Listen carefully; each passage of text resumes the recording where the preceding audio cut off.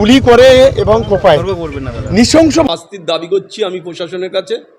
Like share follow করুন ফেসবুকে rgm.news ও subscribe করুন আমাদের ইউটিউব চ্যানেল rgm নিউজ। সঠিক খবর সবার আগে দেখতে সঙ্গে থাকুন। আজকে আমার সবথেকে বেদনা, সবথেকে দুঃখ, আমি কাল রাত থেকে কেঁদেছি।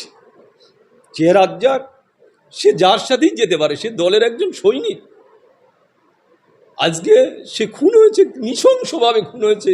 এই খুন বাংলায় দেখা যায় না। শুনেছি 5টা গুলি করা হয়েছে, তারপরে তার গলা কেটে দেওয়া হয়েছে। আমি তার ফ্যামিলির প্রতি সহানুভূতি জানাই, কিন্তু এই দুর্ভাগ্য আজকে দূর সময়, একটা কঠিন সময় আমি মনে করি, যে এই সময়টায় রাজ্জাকের মতন ছেলে খুন হওয়া পার্টির কাছে আর দুর্ভাগ্য কিছু নেই। কিন্তু আমি বলবো, যারা খুন করেছে, যারা দোষী, তাদের অবিলম্বে অ্যারেস্ট করে দৃষ্টান্তমূলক শাস্তির দাবি করছি আমি প্রশাসনের কাছে। কলকাতা পুলিশ যথেষ্টভাবে তারা তাদের মতো কায়দায় যদি করে, আমি পুলিশকে ধন্যবাদ জানাবো। কেন যে যদি তারা সঠিকভাবে কাজ করে, তাহলে দেখবে যারাই করেছে, যত বড়, তারা যদি কবরের মধ্যেও লুকিয়ে থাকে, কলকাতা পুলিশ মনে করলে তাদের কবর থেকে বের করতে পারে। তাই আমি অনুরোধ রাখবো প্রশাসনের কাছে, যে আপনারা যারা দোষ করেছে, যারা অন্যায় করেছে, তাদের অবিলম্বে অ্যারেস্ট করে দৃষ্টান্তমূলক শাস্তির আমি দাবি করছি। আমার সাথে রাজ্জাকের মাঝে মাঝে কথা হতো। রাজ্জাক একটা প্রচণ্ড চাপের মধ্যে ছিল। রাজ্জাক কেন, আপনারা জানেন, সবাই যারা আমার লোক, তারা সবাই চাপের মধ্যে আছে। আমি সেটা বলবো না। তবে রাজ্জাক আমার সাথে মাঝে মাঝে যোগাযোগ রাখতো, ভাই কেমন আছো, খোঁজখবর নিত। অথচ আমার বিরুদ্ধে বড় বড় কথা বলতো। তার কারণ ছিল, সেটা কারণ আপনারা মিডিয়ার লোক, ভাঙড়ের ছেলে, আপনারা সবাই জানেন, আমি আর সেটা বলতে চাই না। তবে রাজ্জাক মাঝে মাঝে খোঁজখবর নিত, দাদা তুমি কেমন আছো, ভালো আছো, সুস্থ আছো, খোঁজখবর নিত।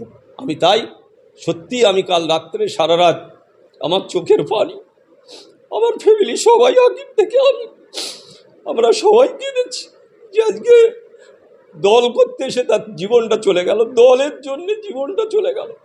আমরা তাই, আমি আর কিছু বলবো না। আমি সবাইকে ধন্যবাদ জানাই, আমি আর কিছু বলবো না। নৃশংসভাবে খুন, একটা পশুভিত্তিক মনোভাব নিয়ে এই ধরনের একটা নক্কারজনক ঘটিয়েছে, আমরা তীব্র নিন্দা করছি। রাজ্জাকদার সঙ্গে আর কি কেউ ছিল না, রাজ্যে তাও তো বলতে পারছি না এখনো, পুলিশই তদন্ত চলছে, দেখা যাক। দাদা, ঢিলছোড়া দূরত্বে বিজয়গঞ্জ বাজার, তার সামনেই বাড়ি, আর এই রাস্তায় যাবার পথে কতটা আতঙ্কে ভাঙড়ের মানুষ দাদা। না, আইএসএফ আশ্রিত সমাজ বিরোধীরা সম্পূর্ণ নওশাদের মদতে এই সমস্ত ঘটনা ঘটছে। ওদের কোনো অস্তিত্ব নেই ভাঙড়ে, ওদের খুন ছাড়া দ্বিতীয় কোনো রাস্তা নেই। আজকে অবিলম্বে আমি অনুরোধ করব মাননীয় মুখ্যমন্ত্রীকে এবং কমিশনার অফ পুলিশকে, অবিলম্বে নওশাদকে গ্রেপ্তার করা। নওশাদের মদতে সমস্ত ঘটনা ঘটছে, এখানে সমস্ত ঘটনা ঘটছে, নক্কার জন্য ঘটনা ঘটছে। আমাদের গ্রামে যারা আইএসএফ করে, আমাদের গ্রামে যারা ওরা বিরোধী দল করে, সবাই ওকে ভালোবাসে।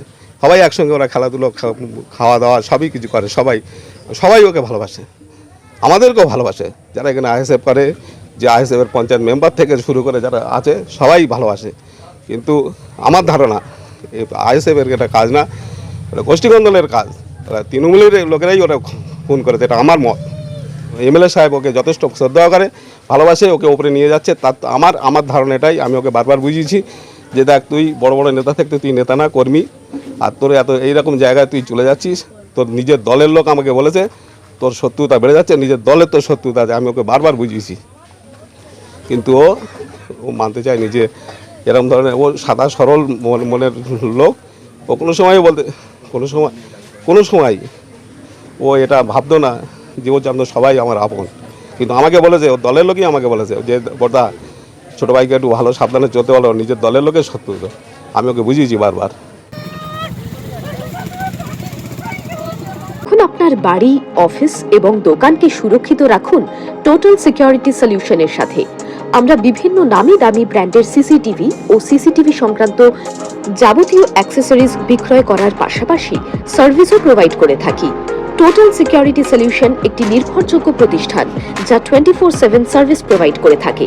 তাছাড়া এই প্রতিষ্ঠান দীর্ঘদিন ধরে যত্ন সহকারে দোকান, বাড়ি, কারখানা, school, nursing home, hotel, restaurant, শোরুমগুলিতে পরিষেবা দিয়ে চলেছে। আমাদের এখানে প্রশিক্ষণপ্রাপ্ত টেকনিশিয়ান দ্বারা কাজ করানো হয়। আমাদের ঠিকানা গার্ডেন রিচ, মেটিয়া ব্রুজ, কলকাতা 700024।